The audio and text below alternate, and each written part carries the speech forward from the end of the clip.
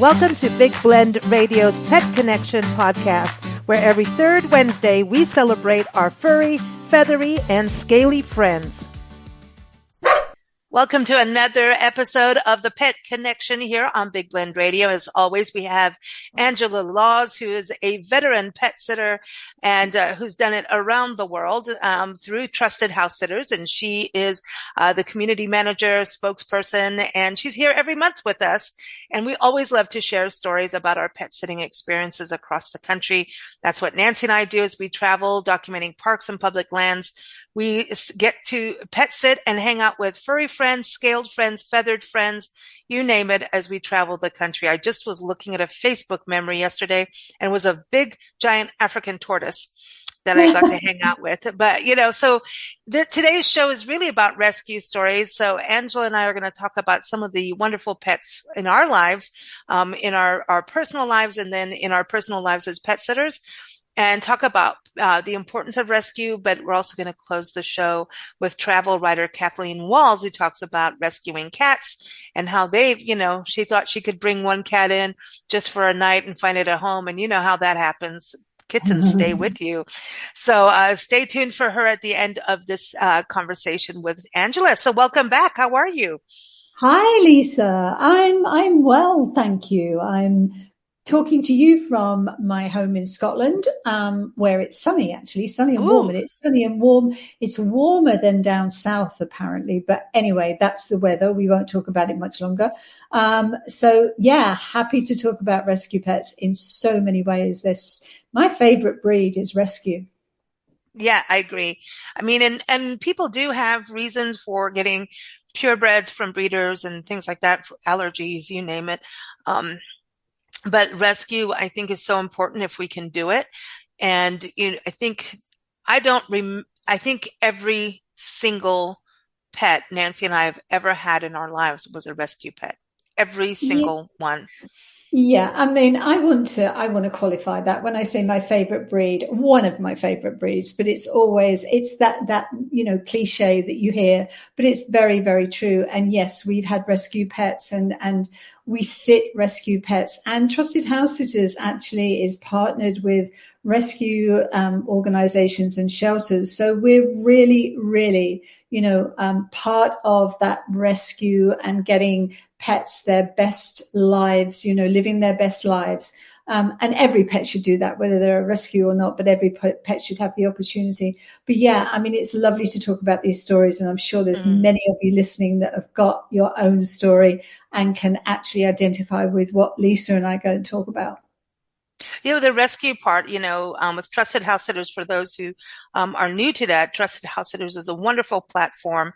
We all pay membership fees in. And so like when Nancy and I travel and we pet sit for someone, they're not paying us. We're not paying them, but we get to be in a different location. So a lot of people use this as their vacation, or if they're thinking of moving somewhere. And so you get really, it's like slow travel for us, where we get to actually live in the communities. And that way, we also are huge pet people. And as full-time travelers, we were annoying people in parks because we kept wanting to play with their pups. Like, you've got a dog on a leash. Can I play with your dog? Yeah. And, so, that was one thing we were really missing, was that, I don't know, it's just their family, right? And so with Trusted House Sitters, we've seen some really huge changes because we've ended up doing a lot of repeat sits. And the rescue stories, we've seen, we've watched kittens being, grown up. And a lot of actual pet parents are foster parents too. So some, like one lady we sat for, she had 3 dogs, sweet dogs, but she also had one room dedicated in her house to fostering cats. She had like the room decked out just for cats, and she would take them in, their little kittens. So she would rescue them, help rescue them, and be a foster mom until they got homes. And she would sit and weigh them and feed them and do reports. I mean, it was like being in a vet office, but it was pink and fluffy. It was cozy. You know what I mean? So it's like you meet all these cool people that really, we're all bonded by 2 things: love for the pets, love for travel, which transcends all the garbage going on in the world right now. I'm just saying, you know, there's no disagreements on pet love. You know, we all love the pets. But, Angela, when you were talking about, you know, how good it is, you know, with trusted house sitters, you know, I can tell you a gazillion stories, but one that immediately came to mind when you started talking was Zora and Trixie. These are two wonderful little dogs that we take care of up in Durham. Hi, Faye to Pet Mom. And Trixie was a rescue and she was abandoned and you know, socially was very timid, shy, you know, just it took forever for her to snuggle in bed, like, you know, at nighttime, you know, how dogs love to sleep with their humans. There's all these things, you know, and even when she eats, you need to stand away so she doesn't feel threatened by her food. You know, she wants to feel free. And I tell you, we've sat for her so many times and, you know, Faye travels all the time. And so through trusted house sitters and having loving, caring people come in, she has opened up. This little pup is the sweetest. She comes and she'll wiggle your butt in your face to tell you I love you. I know that's like a fun thing, but now she'll sit next to you. She'll snuggle with you. She'll sleep with you. She loves her walkies with you. In fact, she even got off the leash at one point, and this was some guy had his dog off the leash. She freaked out, big dog. And we were walking and she was off leash and I was walking the two of them. She managed to sneak out of her leash. She looked at me and she followed me all the way home at my side, kept looking at my face. And we had this constant communication.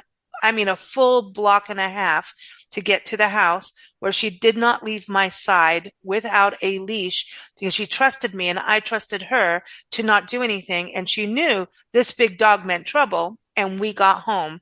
And that is the power of what can happen when your dogs are slowly introduced to other people who care for them. They start to realize, oh, there's lots of friends in life and you can start to trust again. Isn't that the coolest thing, Angela? It's so Oh, exciting. yeah, it is. And you know what? As you're talking there, and as we're thinking about these rescue stories too, you know, these stories go to give those pet parents who are thinking of adopting or have adopted confidence and peace of mind that there is, you know, there is a way of doing things outside of the home and keeping your new family member, or whether it's not new or not, that rescue pet that's within your family that you've got anxiety about leaving, that it is really, really possible. Because I've got the same stories, and you and I are not sort of unique. We like to think we are, but we're not. I mean, there are thousands of pet sitters with trusted house sitters and elsewhere who love these animals and love animals so much that, and the animals know, I mean, they really, really do know. They can sense. I just looked after two rescue cats, and I was told that when I went there, that one of them in particular was very reticent about whether he came forward or she came forward, and she made a relationship with you, and you might be in the house for days and days and days. Well, it took about 2 days, but at the end of the sit, I get home and I'm unpacking my suitcase, only to find that she had put one of her almost destroyed toy mice in my suitcase as a gift. And that to me was like the most rewarding thing, that this, you know, while I was there, she was on the bed with me, she was sitting with me, and she was doing what they did not think she would do, but she did. And of course, sending them those pictures of her on my knee, and the other one too, she warmed to me as well, but she wasn't like Sid. And then, yeah, Mum called them both male names, even though they're female cats. And Sid, you know, they couldn't believe the pictures that they were getting, but just think how that made them feel, how assured that made them feel, what peace of mind they gave, knowing that that was happening. And the same with, there was a little Yorkie poo, years ago when I first sat her in Vancouver. She had been in a cage her entire life before her mum rescued her. She was a breeding farm, little dog. Oh. She'd been in a cage for 4 years, Oh my 4 God. long years, and she'd been bred from for those 4 years. Mum rescued her, and she couldn't get near her for 4 months when she first took her home. Mm-hmm. And then she wanted to go on a cruise with her sister out of Vancouver, and she came to Trusted House Sitters. I was in Vancouver, living in Vancouver. I applied for it, and I went to meet her, and this little girl, Stella, was in the corner, and she looked at me and she was shaking and everything else. Anyway, I went there 3 or 4 times before her mum left. We went for walks. I got used to her. Nice. And when I arrived, the day before her mum was leaving, I spent the day there. For 3 days, I would go on my stomach towards her. I never took her harness off. I left it on. I would go on my stomach on the floor towards her to put her leash on. She loved going out. She loved going for walks. But if you came near her, didn't matter where she was, from above, she would actually go into the floor as if she was going to be beaten to death. And Oh so God, I hate that. uh, I hate that. I know. And so on my stomach, and I would put the leash on within 4 or 5 days, and I was with her for 3 weeks. Within 4 or 5 days, she was coming to me. She was allowing me to put the leash on, and she then started to sleep on the bed with me. And that was just, it was me You can't, letting her it's know. priceless. It Oh, is absolutely. priceless It because was you've got to think it's like adopting a child or any of us going through something traumatic in our life, yeah. and some kind of abuse, emotional. I mean, my horse Cinnabar, um, she was beaten up by a policeman who had her that used her in polo and beat her up with the polo stick. So and he would do it in the stable. And then so stables were a hard thing. And then if I took her into an arena, not a big rock concert arena, but like, everyone's got different, like a paddock even. If she thought it was like a polo field, she would freak out. And we got it to the point where she would do jumps. And it was one carrot at a time, I swear. And it was this patience and this consistency where she also knew every day. I mean, I ended up sleeping with her in the stable as a kid. Yeah. Yeah. She was my buddy. I have written more papers. I think I've talked to you about this on shows a gazillion times, and I'll never ever stop talking about her. My horse Cinnabar was a school paper that I wrote in different schools all over because she was like my best friend. And she knew, okay, we're doing this learning thing every single day. And it was, if it stayed the same each day until like another step forward, that was fine. And it just was like, hey, we're going to build this trust. And and especially I think that for a young girl, when your youth can be involved in this, and it's a huge lesson for youth to learn patience and care and to stay consistent in kindness and Mm-hmm. compassion. And I was like, wow, like this was a better version of me as a kid than what I was about to be like in the terrible teens. It changed me because it was like this unity of a best friend, and we're going to work on this together.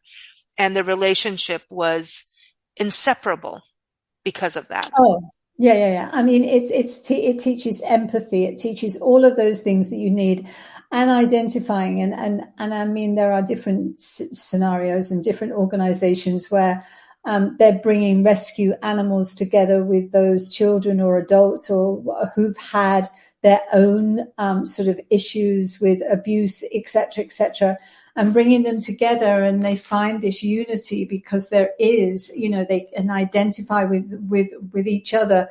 And the thing about Trusted House Sitters, and we talk about this, and it's not plugging it as a company. One of the things about Trusted House Sitters is, and you've mentioned it, Lisa, is because it's free at the point of use, which means that no money changes hands. Anybody thinking of adopting, the rescue centres and the shelters do their own due diligence. They check you out to see if you're suitable and if you tick the boxes, etc., which they have to do and they need to do to make sure those animals go into the right homes.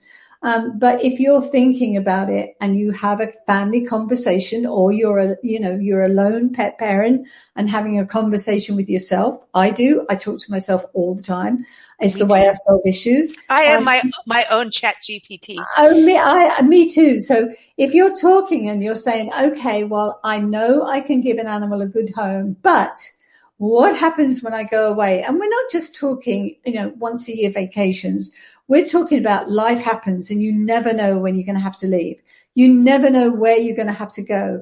And so having an animal is the biggest problem, I believe, because it's happened to me, that you will have when you need to leave home. You can look up a house, leave your furniture, your plants, well, yeah, they need water, we know. But the rest of the house, you can lock it up and give the neighbor a key and say, keep an eye on it. But what happens when you've got that animal? You can't put a rescue animal back into a boarding environment. Some of them can, but most of them don't want to, and you wouldn't want to anyway. And so what do you do? Because, other form of pet care is incredibly costly, but more than that is having that peace of mind, knowing that they're in their own safe environment that they've got used to, that they know and recognize as their home. So what do? Trusted house sitters to the rescue, because we actually don't, our pet sitters sit for love, not money. So they will come into your home, as Lisa and I have just been talking about, and how we can make a difference and how we can give you that peace of mind. So if you're thinking of adopting and you're not sure whether you should or not because of those reasons, check out Trusted House Sitters and just check out what Lisa and I are talking about. And that could be your defining moment where you decide that you can adopt. Well, the other thing too, I would say, is if you're a first-time pet parent and you're looking to adopt a rescue, you may want to take a pet that hasn't had like such traumatic past, Yeah. or Yeah. start volunteering. I would say there's so many shelters want people to go sit with the pets, walk the pets, help clean out. It's a great way to get your kids doing something too for animals, and see how consistent they can be with it. Let them pick up the dog poo in the shelter. Let them learn Exactly. what, those skills. And it gets you to understand animal care and be around animals, and you're around an organization with people that understand and will teach you as you volunteer. There's nothing like that. And so No. I think Yeah, it's a really absolutely. good, it's a good way. I mean, they all need money, but they also need manpower, and it's a great way to learn. So, there's, schools too there's schools, training that you can do as a family with the pet as well. It's also, can be good. And the other thing, when you were talking about, trusted house sitters, here's the thing. I can't even tell you how many pets are rescued from puppy mills. And Yeah. I've seen the deformities. I met a dog. We were on we were in Pennsylvania, and doing a hike in Asbury Woods, not Asbury Park like Bruce Springsteen, but we all love Bruce. But Asbury Park, is Asbury Woods, excuse me, Asbury Woods, beautiful place. And this lady came in with a bulldog, like an English bulldog, like the Queen would like, right? Mm-hmm. And three-legged, like 80% blind and partially deaf, because this is what happens in a puppy mill. This Mm. woman rescued this dog, and you know what? The dog let me pet him. It was the sweetest dog, and she still took him out sniffing, because you know what? Those animals want their sniffs. They want their nature. They want to read the neighborhood. They want to be part and, pee in the neighborhood to let everybody know that I'm Yeah. part of it too. And so she was I was like, wow, this is amazing. And I can't remember if we were trusted. Yeah, I think we were at that time. Yeah. Um, but when you see things like this, and then you sit with these animals and you realize, oh, wow, do you know how many little dogs, and we have friends who have dogs like this, and we have sat for dogs like this, have a hard time actually walking properly in places and have trauma issues over carpet versus because they are left in these cages, like you were saying, these crates, but sometimes cages, so their little paws are on wire, Yeah. right? And so their paws hurt. Their pads are soft. It's like why we don't walk dogs at 85 degrees, 90 degrees hot temperatures on asphalt or tarmac if you're in England, right? So there's a sensitivity these poor little beings have been on. So they're touchy about their paws. They're touchy, and it's kind of like a lifelong thing now. Now you bring them home, you're creating what you can, but like I know dogs that will not walk, they slide on the wood floor, so now it's a big deal, but they may have come from this trauma side of being stuck in a cage. So guess what happens? If you're going to leave home, the last thing you do is take these dogs to a kennel. Seriously, do you know that is recommitting trauma, even though you mean well? They are now in a kennel. And it's even if the kennel is not the wire on it and everything, like I'm talking about where they were, you're taking all the work that has been done and flushing it down the toilet. I'm sorry to be so straight up about it, but it is absolutely true. And that's why I think it is so important. And once you build the stability of a routine with your pets in your house, they know when it's TV time. Trust me, every animal, I don't care if it's a cat, even the fish, everybody knows it's TV time. So a good example, Angela, is Cheryl in Lubbock, Texas, who we sit for all the time. And you've met her on the podcast, and everybody go to heywannago.com. She's a travel advisor and she rocks. And we sit for all the time. And she cleaned up her neighborhood feral cat situation. She, captured them, took them to vets, got them fixed, spayed, neutered, found them homes, or took them to shelters that would find them homes. But she ended up basically taking care of a lot of them too. So there are neighborhoods, but when we talk about routine, she has an indoor cat, and the indoor cat, Koozie, will tell you when it's TV time. Outdoor cats will come to the window to wait for TV to go on. So this is how much routine means to the animals. So if you've brought a rescue home, routine means safety. And when the routine, you don't have to be perfect at 5:00 feed. Well, a lot of animals will let you know. And if it's treat time, boy, they will let you know. But if you keep to that routine as best you can, you're giving them a safe place after going through whatever they've gone through. I mean, a rescue is an animal that has been abused or dumped. That's what a rescue is. And you bring them home. They've gone through something traumatic. Someone broke their trust. This is why I like trusted house sitters. And again, not being commercial here, but the name is perfect because we have to gain the animal's trust. So Absolutely. When you come in, you're gaining trust. You're trying as a pet sitter to slowly get into their world, but they have their safe space. They have their routine followed, which gives them, hey, I can play with this pet sitter and see if they'll give me extra treat mode. Isn't that right, Angela? Like that part to me is crucial because we want the animals to have that safety net instead of going into a new situation that is away from what they've learned to trust. Oh yeah. I mean, imagine something. I mean, the way that a human can compare it is if you may be fortunate and never having gone into hospital or anything like that. But when you walk into a strange environment, one of the things that will hit you are the smells. You will smell and you will smell strange smells. If you go into hospitals, it's usually something to do with, disinfectant or what have you. Animals, dogs, cats, all of them, their smell censorship. No, that's not right. Their smell sensory perception glands are huge. I mean, 100,000 times more than ours. So you put them into, a strange or sort of environment or an environment that they may have experienced before in some other way. And that alone in itself, can make them go back or be sort of really anxious, etc. Home, their smells are exactly the same. But one thing I want to say, and you're right, Lisa, all rescues have either been, gone through traumatic experiences or they've been left.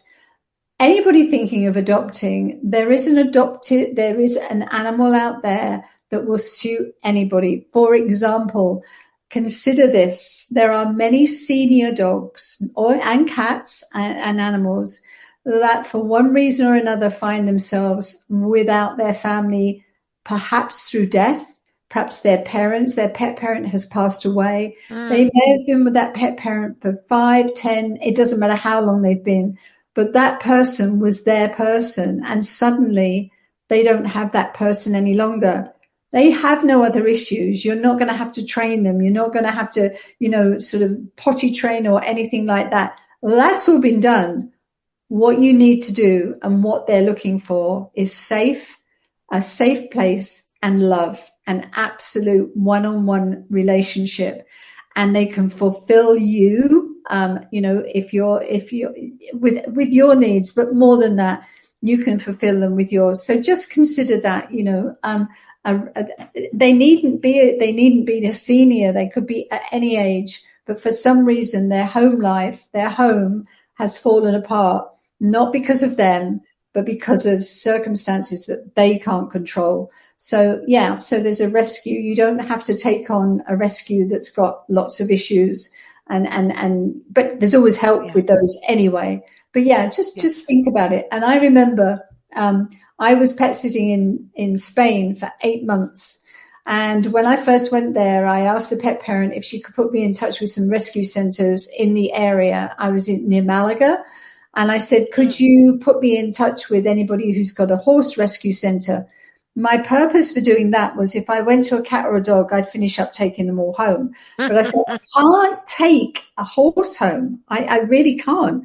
So I went there, and within 2 weeks of starting my pet sit, I found this rescue center, still involved with them, still connected to them.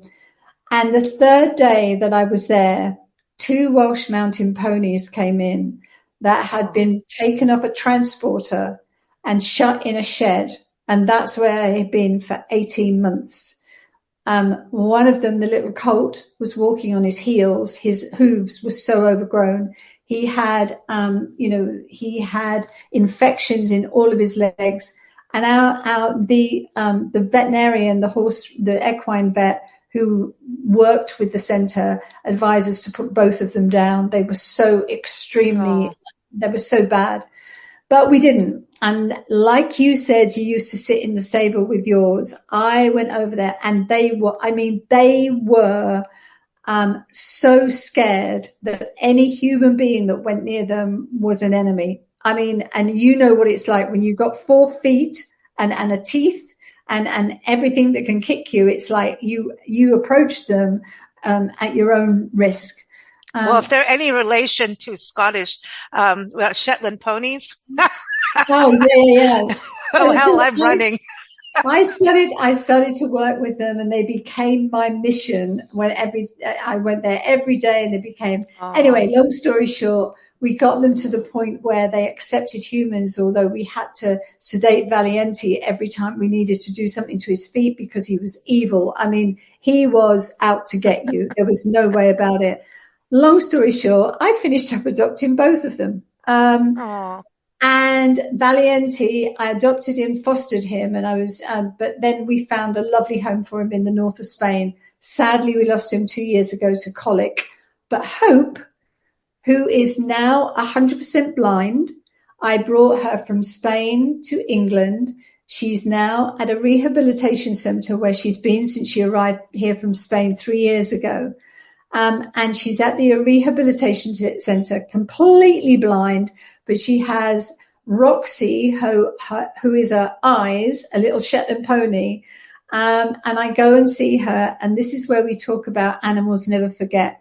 When I go and see her, and it's not very often because I'm in Scotland and she's way, way down south, but when I go and see her, I drive into the center. She's in a barn and a field all to herself, her and Roxy. And I walk in there and I just say, Hope. And she whinnies, and wherever she is, she will find her way back to me. And it really, so it doesn't matter, what you do. It's really, it's such a feeling. But so there's my city rescue story. I love that. I'm going to tell a story of Nancy, so Nancy, everyone, my mom, and co-host, co-publisher, right now she's taking care of a puppy that wants to chew a fireplace. So she's not on the show. But, our life going to Africa and everything is all wildlife conservation, and we've taken in all kinds of animals. I slept in the same room as a kestrel we were nursing when we lived in Mexico and had to feed it, roadkill to keep it alive. But we worked with a vet and we were able to release this kestrel in Mexico when we were just south of Wow. Ensenada. It was amazing. And I missed him. I used to sing to him and he would listen. And sometimes he would look at me like that really sucked or, oh, I like this song. But we became like he knew, he knew we were trying to help him. Here's this Yeah. wild bird, a little raptor. And it brings me like, oh, you get teary eyed. But I want to tell you something about Nancy. So how she ended up in Africa and everything is through her wildlife painting and Joy Adamson seeing her work and saying, well, animals. And she was taking tours over. So that's how that kind of happened. However, she Yeah. also rescued some wildlife from a very famous actress who was known for wildlife and not in a good way, Okay. who started treating wildlife like pets. The pets were getting parvovirus. And needless to say, my very early years before we moved to Africa was with baby lions and tigers. No joke. And, but it was a real stressful time and, Nancy saved their lives. She nursed these babies and we think a puppy can, chew, let me tell you. Oh This was a gosh. whole new thing. But Wow. at the same time, it was like in between times or whatever. She went out. This is when we lived in LA area. She went out, she was in the Mojave Desert, and doing her photography and art and everything. And she came across a trailer that was full of deer, not deer, yeah, well, deer, like reindeer, like Rudolph the Wow. reindeer. Yeah. And they had barely any water, food. They were standing up to their knees in poop and Oh God. pee. And you know what my mom did? She took a look and went, this is some, you know what? She hitched it to the back of her car. She didn't know how to drive a trailer. And she took the trailer home with with Wow. these reindeer. Turns out this guy, and she had ended up in court, and they dismissed her and gave her like a small fine because it was theft. It's not but Yeah. it was abuse. What was going on? And she's like, they can't stay another minute in the desert; they're going to die. And Yeah. so she got vets there and they had huge abscesses from standing in their pee. And she had to go in the trailer to get them food and water, clean it out. And you are talking about animals that have been caged in. She does not have a Wow. backyard for these deer. And the one had such a huge abscess from all the feces. And the vet was like, at this point, you're going to have to basically punch the abscess. This deer pinned her to the wall of the trailer. And, Wow. but you know what she did? She nursed him. And those deer, I can't remember who took him over, but it was like it was like a specialty place. And the guy got really fined because he was using these reindeer for making money at Christmas time and Oh playing my God. Santa. And he did get nailed by the ASPCA on what he was doing. So sometimes I'm not saying do illegal things, y'all, but she didn't care. She was like, these animals will survive. And sometimes we see these situations happen to us. And if you cannot do what Nancy did, call the people that Yeah. can. Yeah. Absolutely. I mean, now we have cell phones. We're talking way back in the 70s. So Yeah. things are changed now. And I think with phones and video, there's things that happen that we see. I watched a guy, we were doing a tourism thing and he had a horse and carriage company in this town that we were doing our tourism work. And I saw him blow smoke in his horse's nose. And Mm. and they're like, oh, did you get photos of this? I'm like, I refuse. In fact, I'm putting in a complaint and I'm going to put in a complaint into the SPCA. Anybody knows no animal wants cigarette smoke in their nose, God, no. or their face. So there's things we see that sometimes we can't adopt or do, but we can make those calls and we can capture the abuse of something we see. Absolutely. Make Absolutely. those calls. We traveling the country, we see animals on the run, out in the stray, and you can't always have the time to try and capture them. What are you going to do? Like we're on the way from A to B, full car, what are we going to do? Make calls, make calls. And Yeah. you see people dump, this is one thing we have seen across this country. They dump animals at rest areas across the Yeah, they country. do, and drive off, and the number of times that I've seen that, and I mean, it's just I when you look at this, you actually feel how on earth could any, you can't even get into those people's minds. And I don't care if somebody says, oh, they're desperate or they want, no, no, no, no, no, no, no. There are places you can take them. You can take them to a shelter. You can take them somewhere so that they're safe and cared for. Or You don't call. dump them. You don't dump them anywhere. And the other thing that I will say, and this is so, so important, because a lot of what is happening, a lot of how this has got worse even is it's post-pandemic. That's still going on. People got animals during the pandemic for the wrong reason. But social media has got a lot to answer for. And I want to impress on everybody listening, please, please, please don't get anything from the internet. Don't buy anything from the internet. If you see any messaging about puppies, about anything on the internet, do not share it. Do not expand the narrative, because that is something that's contributing to so many of these poor animals finishing up in shelters and rescue centers. Oh, agreed. And, Instagram is the number one way of how wildlife has been trafficked, especially in the Middle Eastern countries. Oh, yeah, We've yeah, done yeah. shows on this. Like, you'll see somebody with, a big fancy limo kind of car, and they have a cheetah in the back I know. room. We've been following this story in Malta.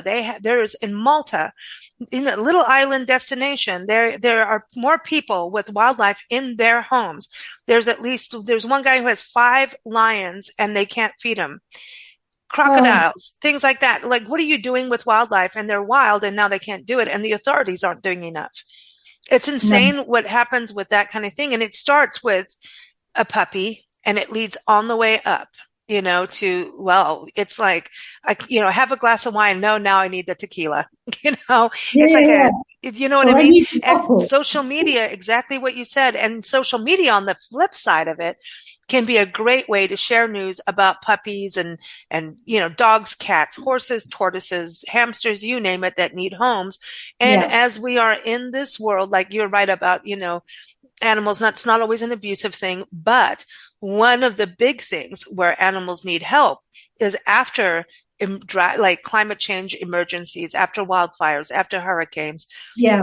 Animals end up in some very interesting places and sometimes never find their home, make their way back home, or they can and there are some beautiful stories of people reuniting animals using social media. So it can be a Mm-hmm. really good tool.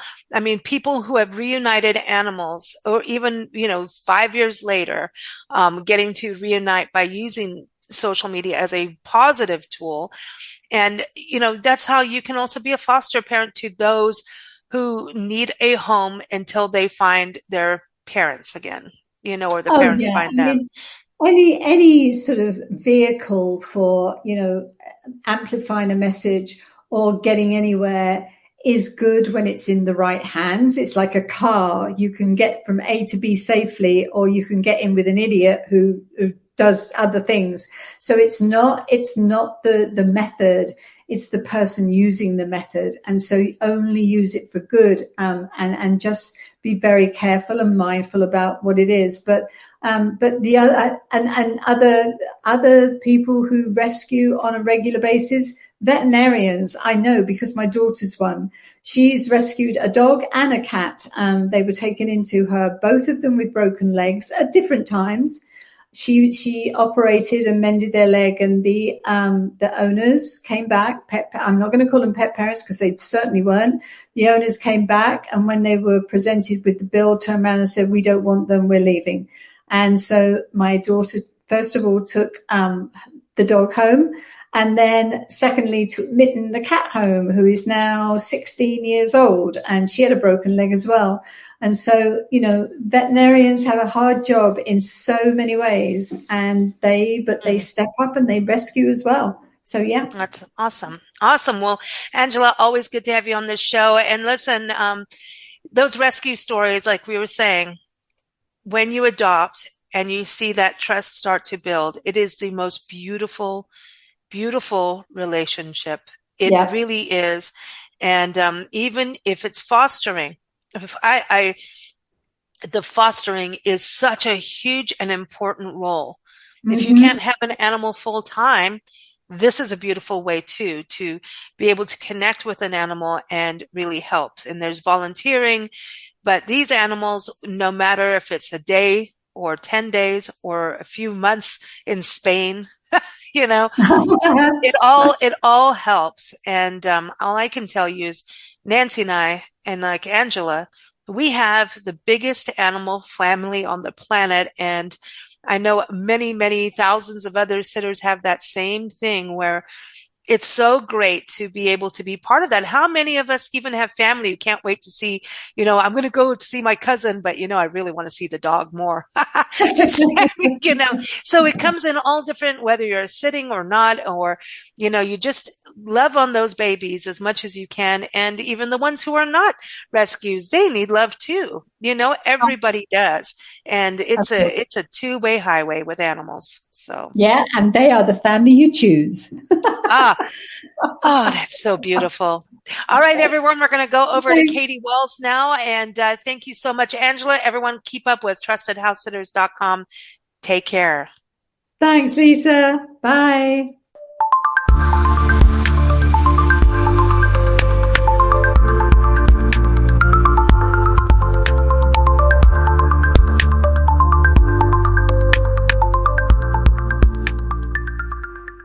All right, so now it's time for some pet stories with Kathleen Walls. Katie is a travel writer. She travels all around the countryside. She's also an author, and you can keep up with her travels at American Roads. Did I get that right? AmericanRoads.net? AmericanRoads.net. That's correct. That's it. I always have I swear I memorize everyone's websites, and then all of a sudden I go, is that right? It's in my head. And then for her books, it's katiewalls.com. That's Katy, katiewalls.com. And I believe that you do have some cats in your books. And, Katie is an amazing, writer, travel writer, author, but, loves animals. And I think the very first time she came on Big Blend Radio years ago, her and I got talking about kayaking with alligators. And I have to tell you, now is not the time to kayak with alligators. Between April and June, you may not want to be doing it. Because Nancy and Nancy and I had to run from a mama gator the other day. So, just saying. We didn't see her. And boy, when they bellow at you, you better listen. We thought it sounded like a lion, like really. So, anyway, I know that you've got some stories to tell us about cats, right? I have. Yeah. So you rescued them, don't you? I did. We had a corporation for a while called Free Cats, where we would do trap, neuter, release in feral colonies. And the general idea is you trap them, you have them neutered, and you put them back, and then, of course, you feed them and take care of them. But the problem being is people just dump cats like so much trash. You go there, and in one case, 2 little tiny kittens, way too young to put back. You take them home and adopt them. So you end up with quite a lot of kittens. And I had one case where Tractor Supply, which is a couple of miles down from us, and they called us because somebody had dumped baby kittens who had just barely had their eyes open. They were still nursing kittens, not old enough to eat on their own, had dumped the box in the front of the Tractor Supply, and they needed somebody to take care of them. So we took them in and bottle fed them until they were able to eat. And luckily found them very good homes together, the 2 kittens. And I use my pet feelings and stories in my books because I think it kind of completes a character when they have a pet. One of my favorites is in my new series, my Real the Mystery series.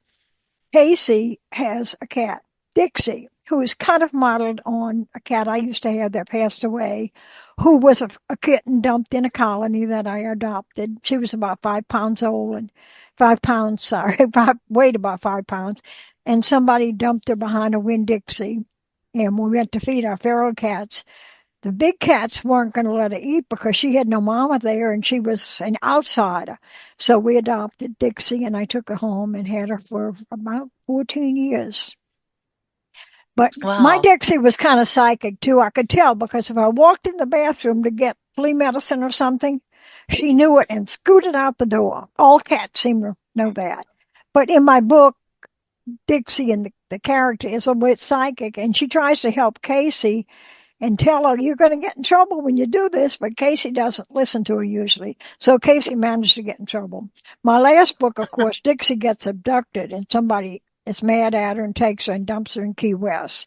So Casey has to go all the way to Key West to hunt for Dixie and try and rescue her and bring her back. Oh, oh, And see, but I like this connection between the cat and the human, mm, and that's what happens when you rescue, these. It drives me nuts how people just dump animals, cats, it's dogs, you terrible. name it. But I love the fact that you've rescued so many.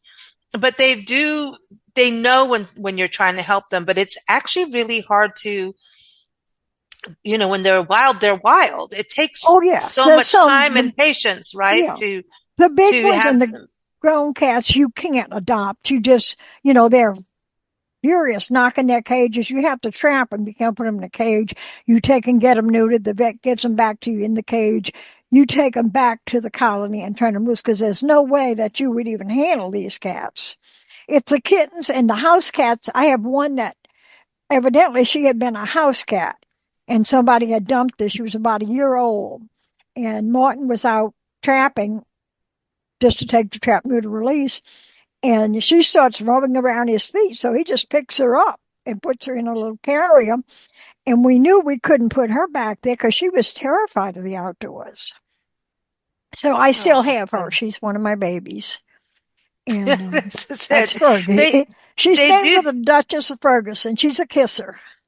Oh, oh, but they bring so much love, and it's just, I think that's the thing Oh, they yes. bring love, and that's where we sit there going, I don't understand what to do with this. Like, I Mhm. don't understand how people can do it because they're just, I and it can't takes either. time. It takes time, but then you get to write about them. And so Yes. do you watch their personalities of, You see the change as they grow from kittens to adult cats. And cats are very independent. They're going to do whatever they want to do. You don't train them, they train you. It's not yeah. like my dog, he wanted to please us when he was alive. He was my baby too, but Hmm. the cats are the other way around. They want you to please them. Now, And was that's your why I dog like my I was going to dog. say, was he a He rescue too? not exactly. He was born to a woman that not, a mixed breed dog. And he was kind of a rescue because she would have given him to the pound or something if she couldn't Oh, find yeah. homes for him. I had him, he was just about 4.5 weeks old when I brought him home. And I had him until right after he turned 17. And we had to have him put down. Kidneys were going, everything was Oh, going. It's like losing a child. it is. It Yes. truly is. It's really harsh. And, you know, they, they're smarter than what we think, Oh, these pets. But yes. when you rescue an animal, you can't even, sometimes, Nancy and I do so many pet sits across the country and you just, Mhm. you don't, there's all these, be careful of this. They do this, there's different habits they have that, from fear or, and Yeah. there's some dogs that we've watched get to the point of being, like you can't stand near them when they have food because they won't eat because they're protecting their food. Right. And they're All kinds of frightened little things sometimes. that you wonder what happened in the past. Yeah. I think all of our animals have been rescues of some sort. And And we it's said we it's weren't going sad. to do it again. And then, of course, we did as soon as our friend, we ended up with two cats and they were with us for 14 years. And, and when it was, and then we rescued a bunch of cats. We had a feral colony at our house when we lived out in the desert in, outside Joshua Tree. And I mean, people just kept dumping cats, and then word got around the cat land, and everybody came. We'd feed them, gave them food, water. But you know what was weird? We didn't get any snakes ever, Oh no, the ever. cats, that's their meal. They're Yeah, gonna, they took care of and snakes, that's but sort of their way that they reward the people, the buildings and the places that let them stay behind by getting rid of the rodents and the snakes and insects and yeah, things. You they know, really did. But it was, they're part of our food chain. They're part of nature, and nature's designed them for this. But they're not yeah, wild animals. They're domesticated. So people think, oh, they can take care of themselves, and they really can't, not totally. I mean, some manage better than others. I did a story, usually I always do travel writing in my books, but this was for a pet magazine a while back about Garfield, who was every colony has a tough tomcat. And he's the one that sort of keeps the order in the colony. He doesn't let new ones in. It sounds mean, but it's a survival thing. And Garfield was like that, but he always wanted to come home. Somebody had dumped him, and we'd go feed him. He'd let us pet him, and he'd even try and get him to call me. No, Garfield. And finally, it was getting cold. This was many years back. Uh, Somebody called us, one of our friends at Big Cat Work too, said, oh, Garfield has an injured leg. So Martin went up and picked him up. And at the time, I had two kittens that I was fostering, and I had them locked in my office because it was going to freeze that night. He brings Garfield here, so I had to put him in the office with the kittens. And I was, oh my God, what's Garfield going to do to the kittens? The next day when I got up, Garfield was babying those kittens, licking the kittens, letting them crawl all over him. None of my female cats had anything to do with those kittens. I had tried bringing them in because the kittens were young. And Garfield, he wow. not only daddy those two, the next two that we rescued that we were taking care of, he did the same thing. And those kittens, until they were grown and everything, until he died, were able to go and eat out of the bowl in front of him, and he wouldn't stop. Any other cat, no way. Garfield ate first. And the story, That's it was funny. online for quite a while. Now the only place you can find it is in the archives. But Mm. it's, Well, that's a story. I mean, he's like the grandfather kitty, yeah. you know? So he And I was mean, like a bull cat he that was loved a those kittens. sweetie. Oh, But he they, wouldn't have anything to do with big grown cats. The other cats in my house knew better than to go near Garfield. He'd have popped them one. And oh, they seem to know that. And in that's my sweet. books, the other book that I've used them in, this is kind of a sad one. It's in my Under a Black Flag, which is a historical story based mostly Kansas, Missouri, with the war in the West. And this young woman who's an actor, a abolitionist from Massachusetts. Her father has died. She's living with some friends at a hotel. She rescues a Southern guy who's about to be hanged for no reason. He really didn't do anything. And he is against slavery. He had freed his brother, and they had come to Kansas to get away from the slavery situation. And she rescues him. Of course, then she can't go back home. So he says, Hmm. well, we'll get married. I mean, it's the only thing they could do in those days to be correct. And shortly after this, they find two puppies that get left behind. These people that John Brown had killed the father and brothers, and mother moved away and left behind two puppies. So they named the puppies Mason and Dixon. And in the book, they find them in the first book of the series under a bloody flag. And then under a black flag, there's a scene where Jim Lane, who is one of the bad guys on the union, there's good and bad on both sides of that. And he kidnaps her, kicks her, and to get her, he has to kill the two dogs. And everybody who was editing helping him, oh, that's horrible. You can't kill Mason and Dixon. But it was the way to show just how mean and bad this guy was, that he would do something like that. And that would make more of an impression on people than the fact that he kicked the woman and made her lose a baby that they really wanted. So animals play a part in writing in real life and in fiction.